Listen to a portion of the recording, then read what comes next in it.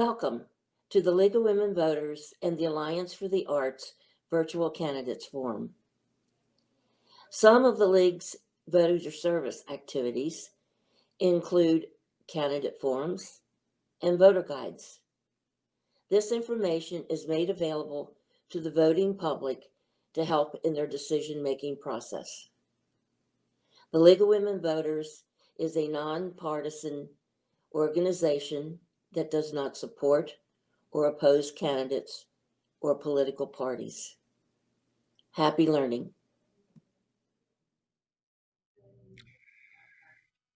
Welcome to a candidate forum presented by the League of Women Voters of Lee County in conjunction with the Alliance for the Arts. The purpose of these forums is to inform the voting public of the opinions of the candidates running for office. It's not a debate. There will be no crosstalk between the candidates. There won't be any comments from one candidate on another candidate's position. They will be given 2 minutes to open. They will be given 2 minutes to close. They will be given 1 minute to answer each question. The order of answering the questions and opening and closing is random, to be decided at the beginning of the forum itself. So sit back and enjoy. Thank you. Good afternoon and welcome to the Lee County Candidate Forum hosted by the Lee County League of Women Voters and the Alliance for the Arts. The candidates participating in this forum are candidates for the Fort Myers City Council Ward 6. All candidates running were invited to participate in the forum, and here's how the forum will go. Every candidate will have an opportunity to make a 2-minute opening statement. Then we'll ask a series of questions, and each candidate will have 1 minute to respond. And then we'll close with closing statements, which will be 2 minutes each as well. So welcome candidates. Thank you very much for coming and participating. And we'll start with opening statements alphabetically. So Ms. Bonk, will you start? Yes. Thank you, Mary Beth and Bill, and to the League of Women Voters, as well as to the Alliance of the Arts for hosting today's session. Looking forward to the discussion, and also to my fellow candidates. Nice to see you all in one place, so look forward to today. My name is Darla Betzer Bonk. I have lived here just about my whole entire life. From the age of 10, my family moved here where my dad became a pastor and graduated here, and my husband and I have a business here. We've raised our kids here as well. My experience has been broad range, from not only being the executive director of the American Cancer Society here locally, but also in being part of several Fortune 500 companies, leading teams, creating teams, building and raising funds during tough times like the recession of 2008 to 2010, as well as starting organizations within large-scale Fortune 500 companies from the ground up, from budget, from hiring, from deliverables to the actions and the results of revenue and profits for those companies. I decided to run for Fort Myers City Council Ward 6 because I do have broad range experience, not only with being familiar with the ward itself, but also with the city and being able to bring the people to the table that can get the things done that are issues for the residents within Ward 6, but require outside of Ward 6 to be able to help with resolving those problems. So I'm looking forward to being able to do that for the citizens, being able to do that for making our city wonderful again and keeping it wonderful again, and also for the challenges that are coming in the next few years with the growth and the infrastructure needs that we're going to have. And I'm looking forward to being part of that and being part of that leadership and being a part of the results to do what's necessary to keep Fort Myers City beautiful. Thank you. Ms. Giraldo. Thank you. I appreciate this opportunity. My name is Diana Giraldo. I am a naturalized citizen of the United States after immigrating from Colombia in 1999. I am the proud mother of a 25-year-old son who's also a Navy veteran. And we love this community, and I can say that we really live the true American dream. We work very hard and are always doing our best to be great citizens. My educational background includes a Bachelor's of Science in Architecture and Urban Design and a Master's of Science in Management, as well as the related certifications. I have over 20 years of experience that is relevant to the public and private sector.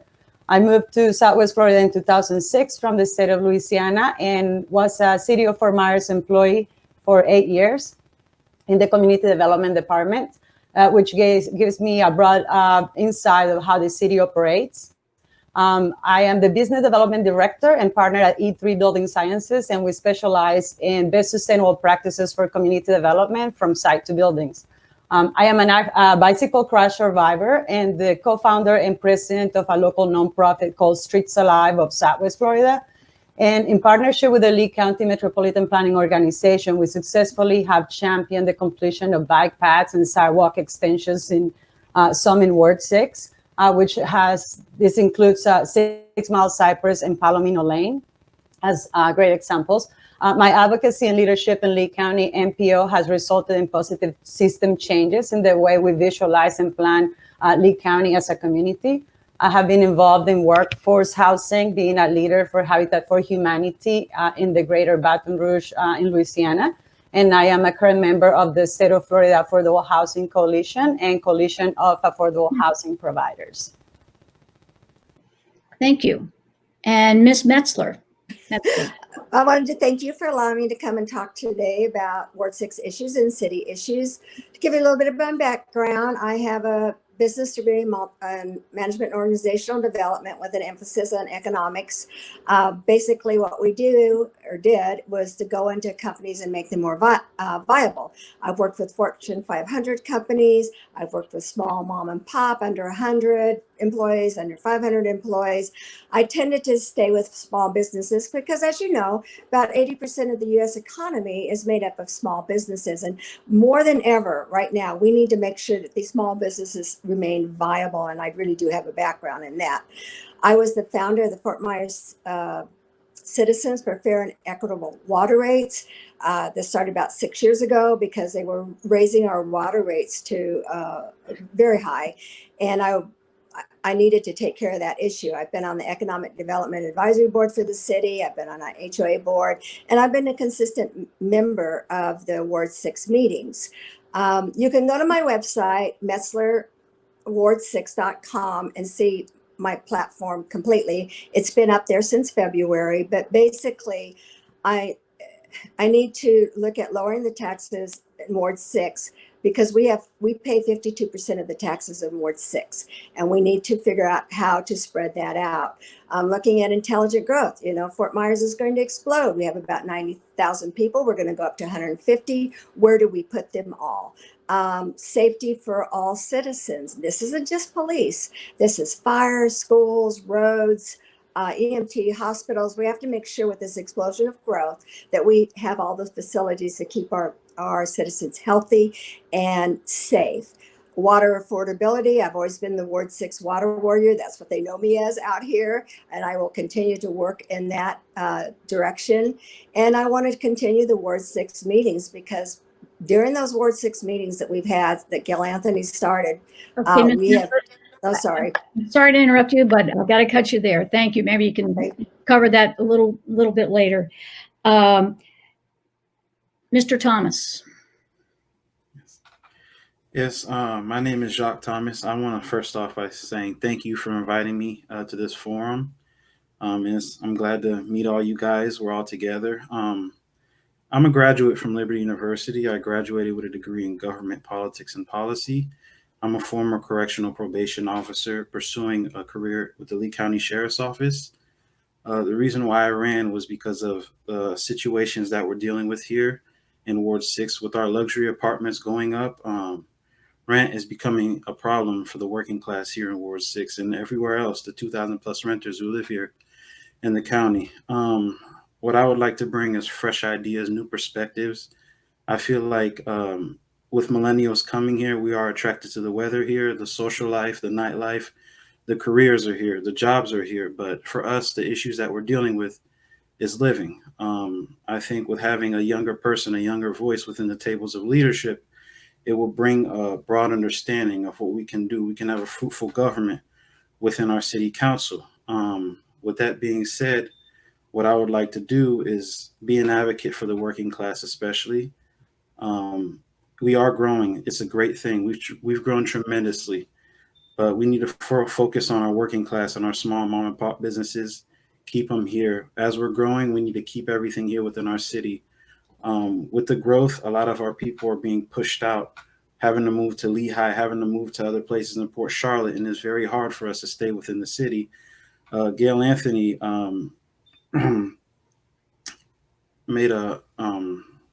made some units, developed some units, and I remember her. She was talking about how within the city employees, there are about 1,000 who work within the city, but only 150 live within the city limits. So we have to do something about that. Affordable housing is a crisis, and we need to get down to the bottom of it.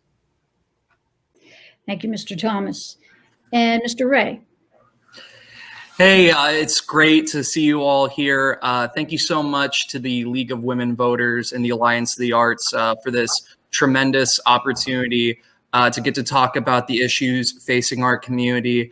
Let me just say first, it is amazing to see you all. I've been battling from a case of the coronavirus, so it's really nice to be here, feeling better, talking about these issues.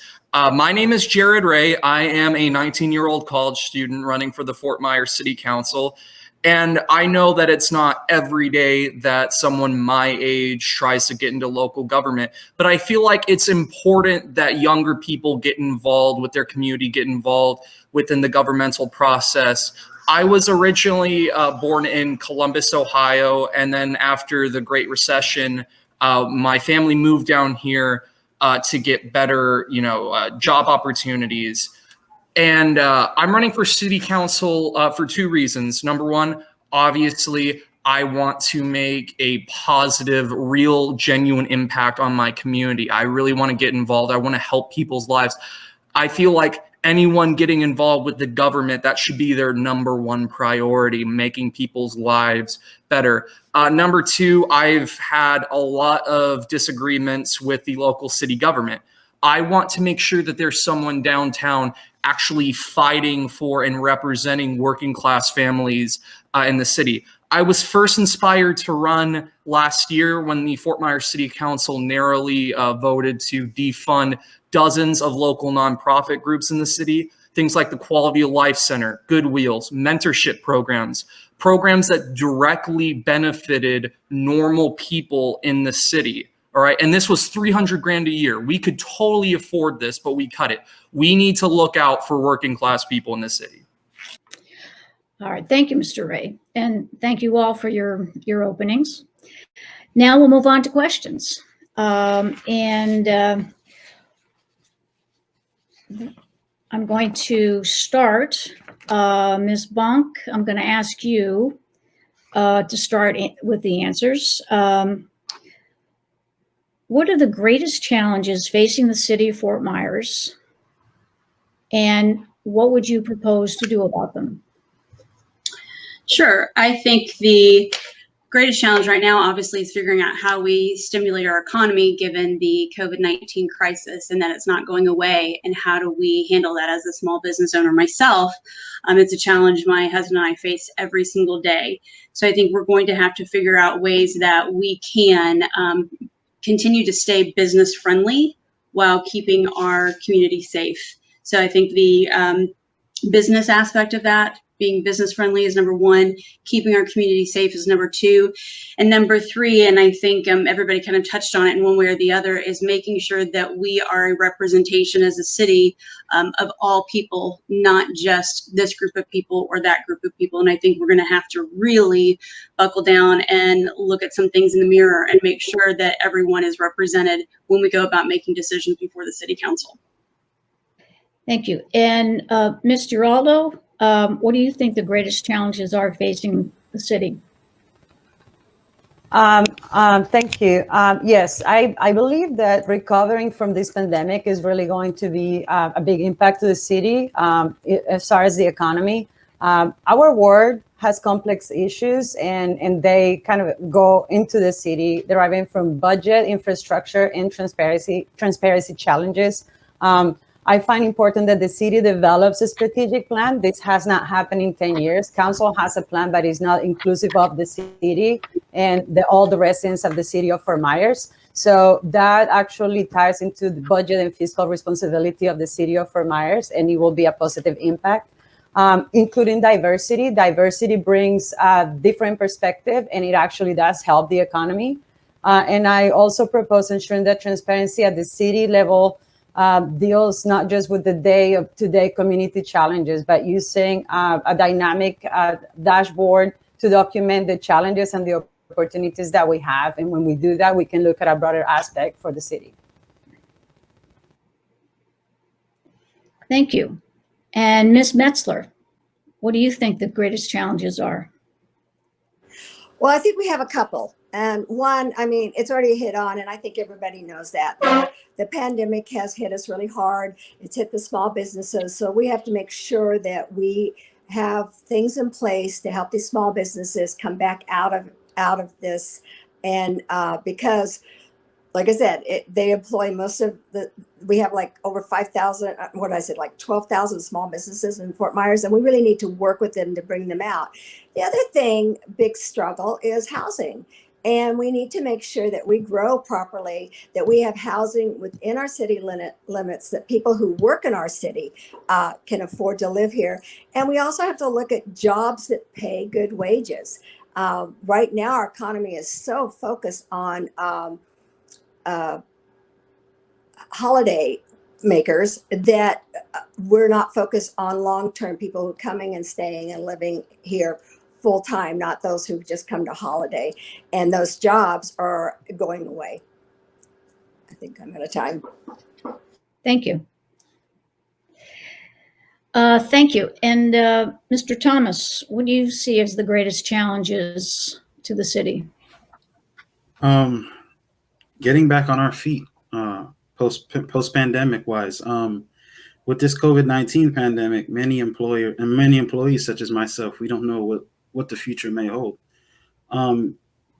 We go back into work every day wondering what's going to happen. If someone gets sick, what is our job situation going to look at? Many people, especially my mother right now, who's working retail, she's working 30 hours here and there. So the issue is now, even though these jobs are hiring, we're going back to work slowly. We just don't know what the future is going to hold. And I think that's putting a damper on development. Many businesses now not wanting to come here because they don't know what the future holds. You see Hertz now that's facing bankruptcy, and all major businesses around here are leaving. That's employment. So the major issue is, where do we go from there? What do we do? How do we bounce back? Thank you. And Mr. Ray, greatest challenges facing the city? Well, I think it's amazing that we're all in agreement here. It is obviously COVID-19, how to deal with it currently, how to fix the fallout afterwards. Obviously, we have to open up small businesses. We have to get the economy open up. We also have to protect people and keep people safe too. So it's very important keeping that balanced, right? I can tell you firsthand, coronavirus isn't very fun. It's hard to breathe. It's not fun. And this is coming from a young person with a good immune system. So I think we need to continue what the Fort Myers City Council is doing right now, which is providing assistance to small business, allocating funds within the budget. For example, providing very generous small business loans to help mom and pop small businesses stay afloat during the pandemic. Also, one of the huge crises we have to address is reducing homelessness and provide affordable housing in the city. Thank you. So for our second question, we'll start with Diana Giraldo. And you've all mentioned this in passing, but what parts of the city budget would you cut first in response to COVID revenue shortfalls? I think this is probably divided in a couple of sections. First of all, we have to look at the cities. Our tax assessments just came back, so we are over 9% in growth on our taxes. So we have to make sure that we are able to lower the millage rate that will benefit the citizens, but also that we have enough money to put into the reserves, because if we have a hurricane or a couple of other things that are really impactful for the area, we're going to be in trouble as far as the city of Fort Myers. I also think that because I have knowledge in city operations, ensuring that we cut the inefficiencies, there are a lot of problems that we have in policy that have never been fixed, and is really going to cost money. Like, to give you an example, infrastructure that is not in place, we are going to have to pay assessments because these are things that were not budgeted, and that is really going to impact the taxes of everyone that lives in the city of Fort Myers. So that's definitely something that is an in-depth for taxes and also for operations and policy. Ms. Metzler, where would you cut to make up for COVID deficits? Okay, so I did talk to Saeed about this, our city manager, when he thought, because we've already collected our taxes for 2020, we're kind of okay. If we're going to have a problem, it's going to happen in 2021. And at that point, we're going to have to address what it is that we need to do. I'm hoping that we can continue to lower the millage rate that we've been lowering now for the last few years, because we are the highest millage rate in the area. There are, if we can't get us going again, then we're going to have to redline some stuff. And I know it's going to be really painful for the city, but we can't keep dipping into our reserves. So we will have to go in, see which departments are not efficient, and figure out how to make them, which is what I did with big companies. But to tell you that this line's going to go, this line, I can't tell you that, because I need to know what our income is going to be, how much this has affected our businesses, our small businesses. Mr. Thomas, where would you cut to make up for COVID deficits? Really, all in all, I would have to see it, but the least prioritize, I would want to prioritize what's more important. If it means cutting at some of our city employees or other things, that may be it, but it's very painful having to do that. But like many of us agree, we can't really cut on our reserves because we don't know what tomorrow brings. And I think that's the most dangerous situation that we're in now. No one knows what the future will hold. Even when we come out of this, 2020 is unpredictable. That's the scary part. Going into something, not knowing what tomorrow will bring. I think what we have to do is just look at what's in front of us and just go day by day, day to day. That's the key. And that's the only thing we can do from here. Thank you. And Mr. Ray, where would you make cuts? Well, first off, I think it is a fruitful endeavor to look directly into the budget and see just directly what some of the things that are as a wasteful spending, things that aren't as efficient. I think it's very important to open up that dialogue and look directly into the city budget. Like, I was looking at the city budget just a couple days ago, and it was like, why is it that we're spending millions upon millions of dollars on a new city hall? Like, why do we need a new city hall?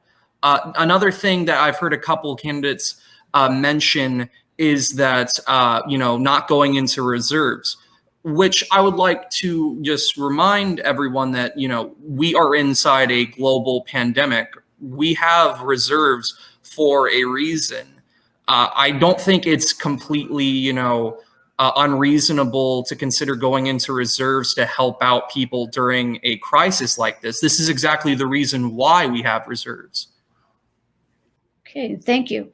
And Ms. Bonk. So the first thing I would look at is what the final budget is going to come down here as they go through the next piece of this end of July.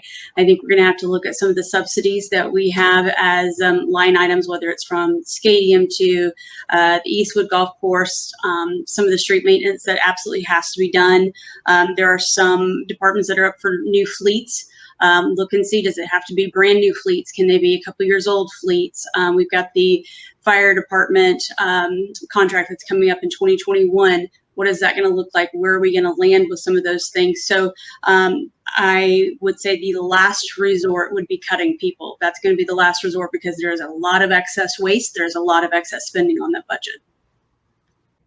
Thank you very much. So we'll go on to our next question, and I'll ask Ms.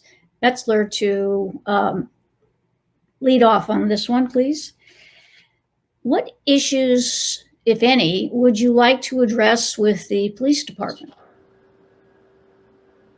Okay, so I'm really pleased with Chief Dix. I think he came in and he started building bridges, not barricades.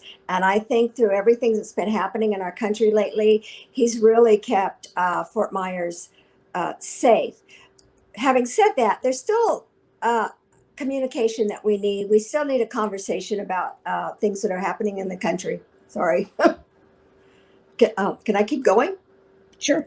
Oh, sorry. So I think we need a conversation, but overall, I've been really pleased with Chief Dix.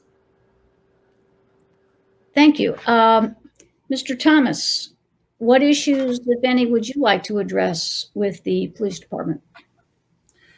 Well, as a former correctional probation officer, during my time at Pat Thomas Law Enforcement Academy in Tallahassee, one of the things that we were dealing with is a high turnover within our officers.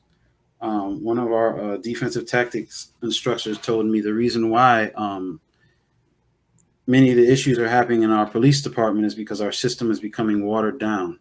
Now, what I plan to do is beef up more on liability training, real stress-like scenario training. And I also would like to bring in more interracial policing. I think if we have a police department that reflects the demographic in our city, I think there will be more transparency. There's more diversity. That's one of the biggest things that's going to be effective. More community engagement, communication, de-escalation. These are the two things that we're going to need in our police department. And just overall communication. That way that can mend the social contract that was broken between society and law enforcement. Thank you, Mr. Thomas. Mr. Ray? Well, I think we need to have comprehensive, common sense, reasonable police reform. You don't have to think all police officers are racist or evil to believe, hey, there are some problems with the institution of the police department that we should probably fix. I have adopted Campaign Zero's policy platform, which Campaign Zero is a national organization fighting for police reform. These are tangible, real things like, as Jacques mentioned, training that focuses on de-escalation instead of violence, independent investigations, more community oversight and representation, ending broken windows policing, ending no-knock raids like the one that killed Breonna Taylor. I think that, we can work with the chief of police, and I really feel like the police department will be willing to play ball with this and create a sense of compassion and communication with the community. Thank you. And Ms. Monk? I too share some of the other candidates' remarks about not only Chief Diggs, but also about Campaign Zero. As I'm sure you all are aware of the 8 suggested policies that Campaign Zero has put into place, or has suggested. 8 of those are already in place with the Fort Myers Police Department, along with an ongoing scorecard of where they all are tracking with that.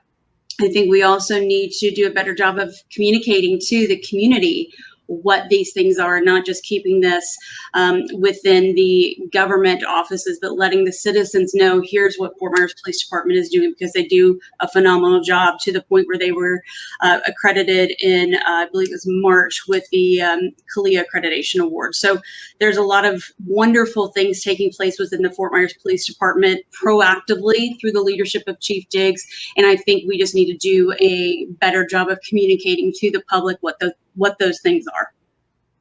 And Ms. Giraldo? All right. I support the police department and the recent inclusion of the Inspector General to the police department. I think that is going to be key for the direction of the police.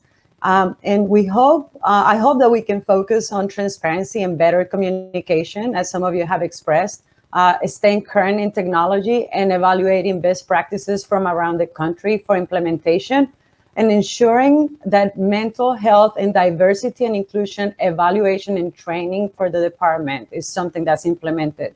We should also include continuing education. I think that's absolutely going to be key to include diversity because it has to represent the fabric of our community. And as far as the operations and communications, we have to continue to work being proactive rather than reactive, and just kind of have one of the best examples of police departments in Florida and the nation. Thank you. All right, we'll start with our next question. Mr. Thomas, will you kick us off on this? What plans do you have regarding business development in the city? With this COVID pandemic situation and witnessing what happened to Hertz, I think with this pandemic, it has brought in death and a lot of heartache, but also it has taught us to slow down and smell the roses. We need to focus on what we have in front of us. If our businesses don't know what's going to happen for tomorrow, we can't really bring other businesses. And CEOs wouldn't really agree, especially watching on what's going on with Hertz now and all those cars sitting in front of there and, bankruptcy, that's what they're fearing. So with what the money we have with our Lee Cares program and other city assistance programs, we need to focus on getting our working class back on their feet, getting our small businesses getting back on their feet, and then focus for the future. But we cannot just leave what's in front of us and bring other things to us, because that can be detrimental to the city of Fort Myers in its future. So we have to look at what's in front of us. Thank you, Mr. Thomas. Mr. Ray, what plans do you have regarding business development in the city? Well, I think Jacques touched on something very important. Yes, we do have to improve the city and get our working class and our small businesses back on their feet after COVID. I mean, they're devastated due to this pandemic. But also, I think we have a good blueprint on what to do going forward. I like what the city government is doing right now with these generous long-term small business loans. I think that's definitely a great idea. And I think even post-pandemic, we should continue to do that. We need to create an environment that is very nurturing for small businesses. I was just researching last night, and I was very surprised to find out that Fort Myers doesn't have any sort of small business office downtown to give information to any small business owners or give guidance. So I thought that was very troubling, but I really feel like, yes, we need to create an environment that's nurturing to small business owners. All right, Ms. Bonk. So I think the business development piece is a huge opportunity for us. I think we, do not do a good enough job with having businesses that are already here helping to recruit other businesses.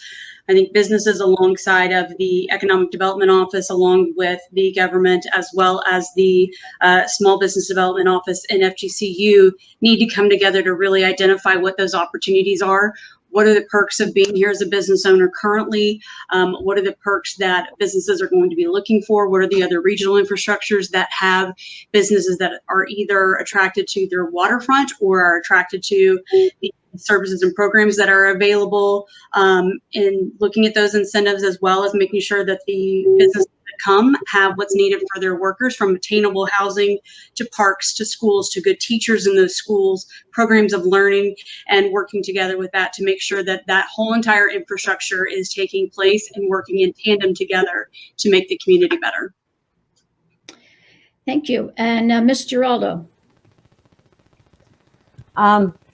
So part of incentivizing businesses is including, I think, that our Economic Development Office in Lee County, and like Darla mentioned, the FGCU, that we have to all come together. So we're start pulling in different directions, which is what I have encountered.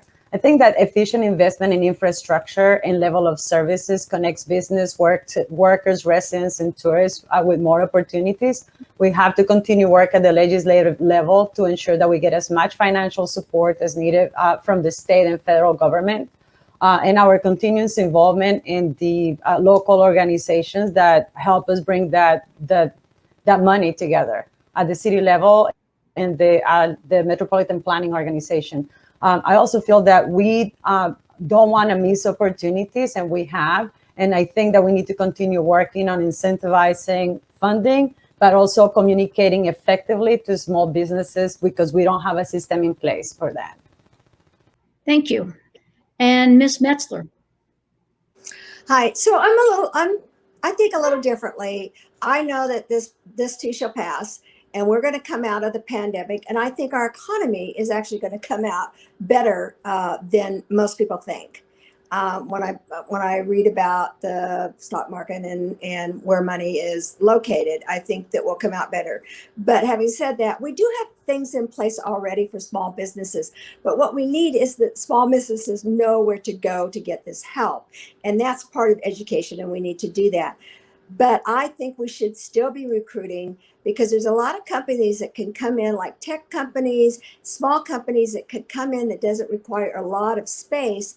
But I know Jared is part of that. I don't know, are you part of the millennium? But those people want to work, live, and play all in the same area. And we need to bring in businesses that allow them to do that. And most of those are, like I'm saying, high tech. And we do have a really good internet system here. So that I think we should still be recruiting businesses. All right, thank you very much. We'll go to our next question. I'm going to ask Mr. Ray to start on this. What would you want to address regarding the city's drinking water? Well, I think it's very important as the city grows. As I'm sure everyone knows, we're one of the fastest growing cities in America. We need to make sure our infrastructure grows with that. Obviously, if our population is booming and our infrastructure isn't keeping up with that, that's not a good thing. I saw a couple weeks ago when Weekend News covered this, that I believe it was McGregor Preserve, I believe the community's name was. I apologize if I'm getting that wrong. They have dirty, undrinkable brown tap water. And the city tried to pump it out, but then it came back a couple weeks later, and they're still getting billed for this. And I think that's absolutely crazy. We're supposed to be a city in a first world country, and this is something that's happening. And then the Fort Myers City Council basically said, well, we're working on it. We need leadership that gives more solutions rather than just, hey, we're working on it. No matter where you are in the city, you should have access to clean drinking water. That's a starter. Thank you. Ms. Bonk? I second Jared's comments wholeheartedly. I think this should be a much bigger issue than it is. I think we have pipes all over town that have to be replaced. That has to be a priority to do that. The Barton Home treatment that we've done that I think was back in 1985. We've got to look at that. We've got to look. There's so many more efficient and eco-friendly ways to be treating our water at the plant. We have to look at that. It has to be a priority, and it can't just be, to Jared's point, we're working on it. There has to be timelines and rigid timelines, and stick to those. And somebody's got to hold people accountable, because yes, you should have access to clean drinking water. It's America. Thank you. And Ms. Giraldo? Yes, I think as the city has to really evaluate the infrastructure for water and water quality when it comes to consumption. And as the city expands, the infrastructure is struggling to provide an adequate level of service. And I know that because Ward 6 experiences that, but I know other wards are struggling with that too. On the other hand, I'm a big proponent of using some other measures as water conservation initiatives that could be implemented on behalf of the city by pursuing grants and other funding mechanisms. And these initiatives have to work together. We, as the city grow, we have to address our future needs by evaluating where we are, and where we're going. Our water table, which is how we get our drinking water, is depleting, and we have saltwater infiltration. So we have to have a reverse osmosis plant. And that's also going to have an impact on the piping of the city and the piping that goes into our homes. So we really have to pay attention to the subject. Thank you. And Ms. Metzler? Hi, I think the biggest problem is that we have a really aging infrastructure as far as water is concerned. Now, I have talked to the city, and it's slowly being replaced, but it is a massive job that I think will take maybe a decade to get through. You have to, we know how old our city is, and some of this stuff has been in there 50, 60, 80 years that needs to be replaced. So it's a long-term project, and I know that we're impatient, and I know that we should have really good drinking water. The other problem is water pressure. We're not getting enough water pressure, which causes a safety issue. If we can't pump water, if there's a fire, we can't get the water to pump the pressure, then that becomes a safety issue. So we have more than just the water tasting terrible in some areas. We have the water pressure area. And we need to start talking about the reclaimed water that we are selling to Cape Coral, but raising our prices here in, especially Ward 6 gets hit a lot. And now they want us to build new piping system, pay for the piping and not the city. Thank you. And Mr. Thomas. I believe what we need to do is, like everyone says, come up with different plans and initiatives. What I specifically talked about with some of my friends at FGCU who study aquatics and water. If I'm elected, I would like to work closely with them. With a new millennium, new people, younger people, we can have fresher ideas, new things that we can do. These pipes have been there for a while, 40 to 60, 80 years, but I think with a new sense of leadership, we can have new ideas to overcome this issue, because water, when you think of Florida, it's water. Water is our lifeline. It brings tourism, it's vacation. It's just, that's Florida. If our water is affected, there goes our tourism, there goes our economy. We can't sit there and be negligent and not show any initiative, because let's look at what happened in Flint, Michigan. If we don't do anything about that, what's going to happen to our economy in the future? So we have to show more initiative. All right, thank you. Now, a new question. I'm going to ask Ms. Bonk to start us off on this one. What issues do you believe should be coordinated with Lee County for resolution? Roads, more and more roads, the infrastructure, the things that impact the city, and specifically all of us here, why most of us are running, the impacts to those infrastructures here in Ward 6. I know every candidate here, I'm sure, has gotten a question from somebody within the ward, and you feel difficult, have a difficulty answering the question because it's a county issue. It's a zoning issue. There's entitlements on that property that have nothing to do with whoever gets into that office right now, but we're being asked that question. So there has to be a widespread coordination with that, from the roads and the planning. I know everybody thinks the whole, security thing with the diamond that's coming is going to be the best thing since sliced bread, but that's just the tip of the iceberg. We have to be able to sit down with the planning, with the zoning board, and what's coming, where we headed, what are going to be the impacts to each and every ward individually as well as the city. Okay, thank you. Ms. Giraldo. I can agree with that. And I think, first of all, will be the adequate funding to manage the outcome of the pandemic. We have to work alongside with Lee County as we recover. This is going to take us some time, but I think that that's one of the things we have to do. I will also have to agree with transportation and infrastructure, and having adequate resources, multi-use transportation that accommodates all users, not just the cars. I'm a big advocate of bicycle pedestrian infrastructure, and that incentivizes economic development. That helps our community to be healthier. It connects our children safely in the entire community with their schools, places where they can worship, they can shop. So that's really bringing it together, and it really helps attainable housing and how people connect to the resources in their community, and also work closely in economic development. We need to stop pulling in different directions. Thank you. And Ms. Metzler. Well, traffic flow definitely is a problem because the city doesn't control most of the roads. The county does. And they control a lot of the stoplights and stuff coming out of our gated communities here in Ward 6. So we definitely need to get on the same page as far as traffic flow issues. Right now, there's certain times of the year and certain times of the day that it's really horrible, but other times we're okay. But it's going to only get worse and worse. The other thing we need to work with the county on is impact fees. They control the impact fees for what is being built in the city, and we need to work with them on that. And that's one of the things I get a lot of questions about from different developers who want to work in Ward 6 is the impact fees.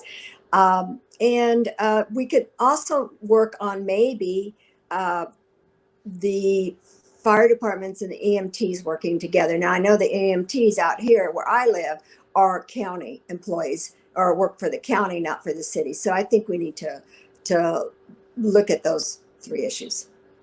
Thank you. And Mr. Thomas. I think issues that we're dealing with, like with everybody saying, traffic flow, road control, pedestrian safety. At Liberty in Lynchburg, Virginia, they have new technologies where they have the scooters, different forms of transportation. With the scooter, you can use the card to pay and drive around. I think these are things that we should bring in new innovation for transportation that will bring more money. And also with affordable housing, with bringing in properties around, because the main thing is, even though we have the gated communities, I also want to bring in places in the area to keep people in Fort Myers, in the neighborhoods, but also where they can afford it as well. So zoning and planning is very tough, but we just have to come together and just stop with the pulling left and right. Mr. Ray. Yeah. Obviously, I don't think 1 minute is nearly enough to adequately cover this, but I'll try my best. Obviously, number one, my biggest concern with working with the county is with COVID and the fallout of COVID, what we've been doing with the economic assistance to small businesses and people struggling to pay rent. No one should lose their livelihood and their small business due to the coronavirus. No one should lose their house or where they live due to the coronavirus. It's important that we work with the county to make sure these things don't happen. Secondly, everyone's touched on this, infrastructure. We need to make sure that we're building new roads, expanding roads, maybe building traffic deterrence. Obviously, reducing traffic is one big, huge campaign promise of mine. We really need to look at the expansion of infrastructure. Our population is booming and our infrastructure isn't keeping up with that. And if we expand our infrastructure, it will create good, well-paying jobs in the area. And that's what we need. Okay, thank you. One last question for all of you. And if you can answer this in less than a minute, so be it. What is your position regarding mandatory face mask usage in the city? And I will start with Ms. Giraldo. Thank you. I personally wear a mask. I look at it in two different ways. Mandating is really hard from the sense of really how do you enforce that? And the hardship that we put to our first responders that will be likely the ones that are having to deal with it. I believe that we need to look at this in two different aspects, the health aspect and the economic aspect of it. I know that everybody's eager to get open and get going, but as long as we don't really look at the social responsibility of wearing the mask, we're impacting people that are in the service industry, that they're shutting down their businesses, that they have to work at 50% capacity. And that's really hard. So I believe that using the line of social responsibility and I care for myself and the people that are around me, and my son and the people that are his age and everybody else, it's a stand on social responsibility. Thank you. Ms. Metzler. So this is really a hot button item, isn't it? This is my personal view. I wear my mask because of my age and because I feel I should do that to make other people feel comfortable. The bottom line is I don't like mandates like this because it utilizes services like the police, or they were talking about code enforcement, and they utilize services of those people that we need to someplace else. I also believe in personal responsibility. I go out shopping. I have my mask. Most people have their mask. And how do you divide from the city to the county? So if on my street alone, one end is the city, one end is the county. So I have to wear my mask if I go to Winn-Dixie, but if I go to the gas station, I don't. So I think that I really don't like mandates from the government. Thank you. And Mr. Thomas. I, like everyone agrees, I don't agree with the mandates. What does it say about our government? Are we giving them too much power? And we also have to look at with the following events of George Floyd, with the negativity on police, and especially what happened at Cape Coral City Council meeting.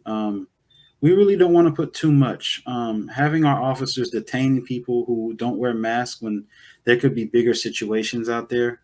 No, use your discretion. Everyone here has a responsibility. They know what's right and wrong. We have morals. It's up to you. That's basically how I feel. Me, out of respect, I know where to put my mask. And I think if you as an individual, we all be an example, eventually that one person will change and say, hey, let me wear my mask. So just be an example and just follow discretion. Follow your discretion. That's the main thing. Thank you. And Mr. Ray? Well, I have a little bit of a different opinion than the last couple candidates. I think absolutely we should make masks mandatory. This is a public health crisis that is spread through respiratory droplets.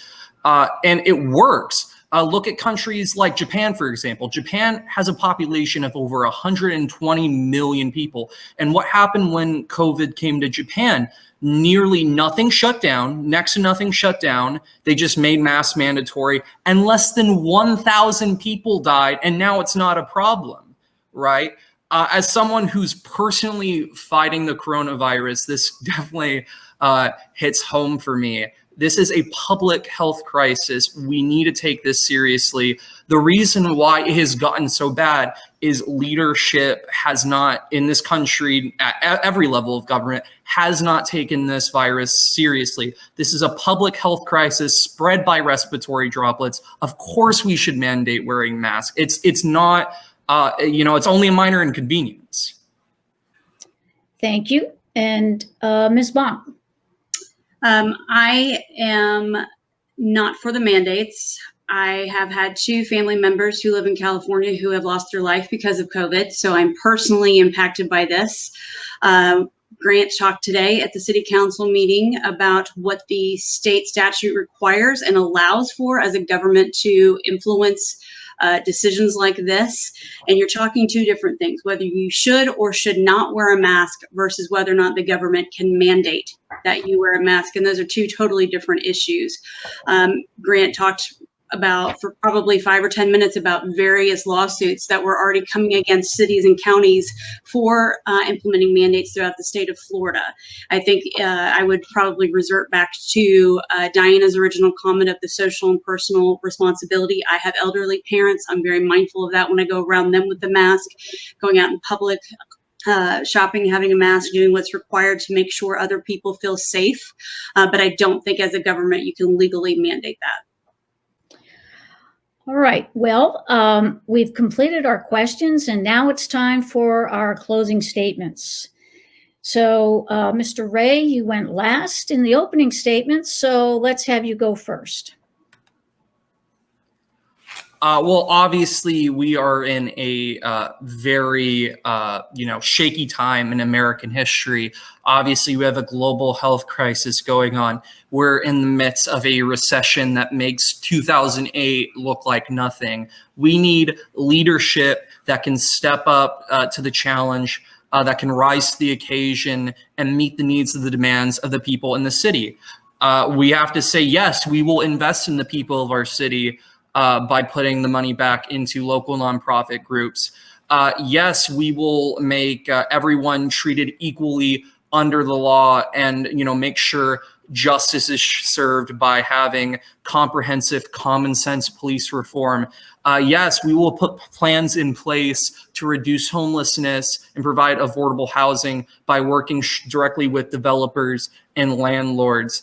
Yes, we will coordinate with the county government, obviously, to expand our city's infrastructure because we're one of the fastest growing cities in America. So, of course, we need to expand our infrastructure, not only to reduce traffic, but to really provide good paying jobs in the city for working class families. Very important. One thing that really hasn't been touched upon enough, I think, in this discussion is protecting the environment in our local waters. I mean, obviously, tourism is the lifeblood of our local economy, and no one wants to go, vacation in a dirty city. Obviously, on top of that, the moral and ethical implications of protecting the environment. Right? We need people to understand that the coronavirus is a public health crisis. We need leadership that will understand how serious this is and take the steps needed to keep the economy open, keep small businesses running, but also protect the people of this city. Thank you so much, guys. Thank you. And Mr. Thomas. All right. Well, as stated before, I'm looking to bring fresh ideas, a new sense of leadership. Yesterday's leaders are less transparent. We need more transparency, more communication. I'm very big. My main objective is affordable and attainable housing. Right now, as a current resident of Burnwood Trace Apartments, we're dealing with rent skyrocketing every year, but our wages are stagnant. We need competitive wages. With this city's growing, infrastructure is growing. It's growing fast. But with big development, we need big wages. That's the biggest thing. So we can afford where we live, where we can have our working class and our rich living together in our community. Secondly, I would like to implement more on our police reform. I do not believe in defunding the police because with natural instinct, when something happens to us, 911 is the primary thing. If 911 is not there, what do? We become a lawless state. The law enforcement is the face of government. If we don't have that, we have law enforcement failure, our society becomes lawless. That's one of the biggest things. De-escalation, community engagement. I want our officers to be more close with the community. I want to bring back some of our community organizations that were defunded last year. I think they will give us that more blueprint to guide us in what we need to do. There will be that social compass. Without them, law enforcement and the community won't be able to mend that social contract that was broken. That's one of the biggest things. We got to come together now, especially young leaders, bring in new ideas, because right now nothing's being done. And I think with all the candidates, we all believe in the same thing: transparency, communication. Now more than ever, the American people need political will and desire. That's the biggest thing, just getting things done. Thank you, Mr. Thomas. Ms. Metzler? Oh, thank you for doing this forum and allowing us to talk a little bit about our issues. I keep a quote taped to my computer. It's by Nelson Henderson. I have to read it. "The true meaning of life is to plant trees under whose shade you do not expect to sit." That's what you do. When you decide to be on city council, you're not doing this as a job. This is a service. You are coming to be a service to your city, the city that I love. And I need to look at things, not what's going to happen today or tomorrow, but I need to see this city go forward in a positive way so that there is a future for the next generation. And that, to me, is really what being on city council is all about. There's a lot of issues in Ward 6, like I touched on before: the taxes, intelligent growth, safety, and all of this plays into the fact that we need to move forward in a positive way. I see a bright future for Fort Myers. I think we've been, buckled down with this COVID, and that's all that we see is that tunnel vision. But there is a lot more out there, and it's our job on city council to move this city forward and to have a bright future. And that's what I'm hoping to do. Thank you. Thank you. Ms. Giraldo?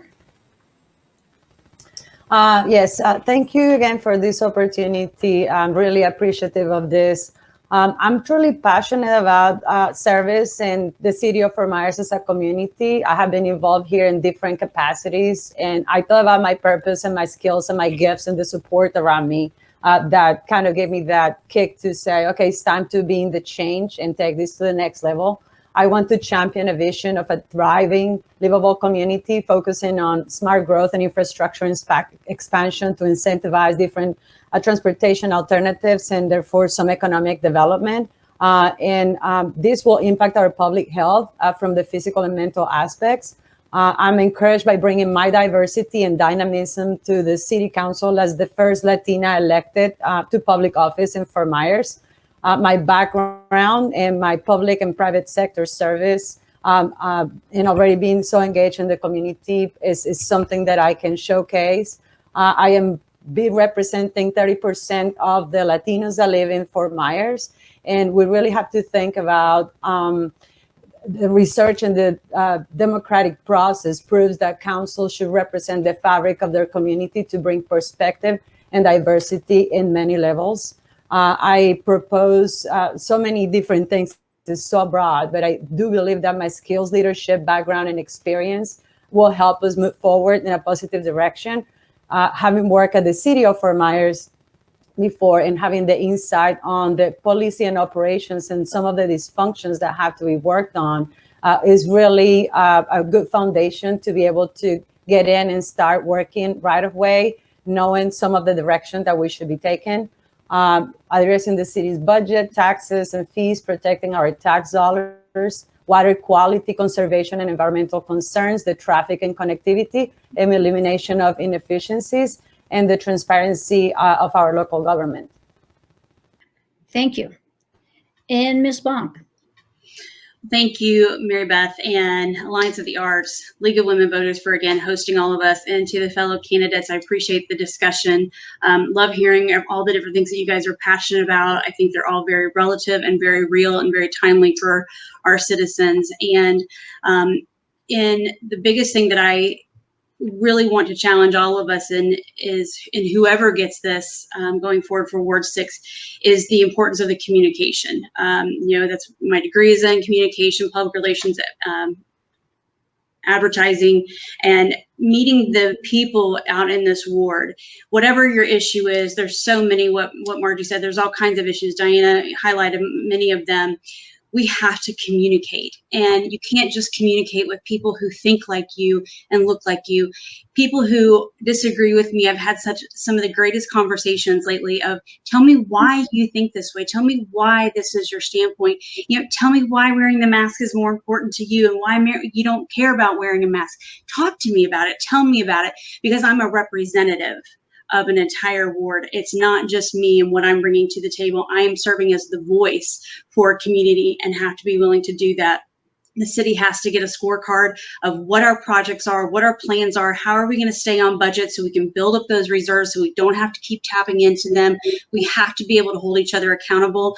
Coming from the private and public sector, I have that experience. I've led organizations, I've led teams. I've also led in this Southwest Florida area an organization through a recession, came out the other side with an excess in funds available above and what our goal was and our revenue generation was as well.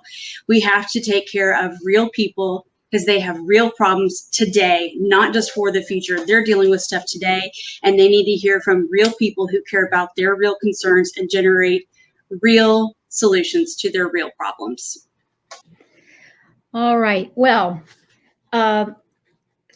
I cannot thank you all enough for your participation. So on behalf of the Lee County League of Women Voters and the Alliance for the Arts, thank you for your time, your ideas. I'm sure the voters will appreciate hearing this forum. Thank you. Thank you. Thank you so much. Thank you. Appreciate it.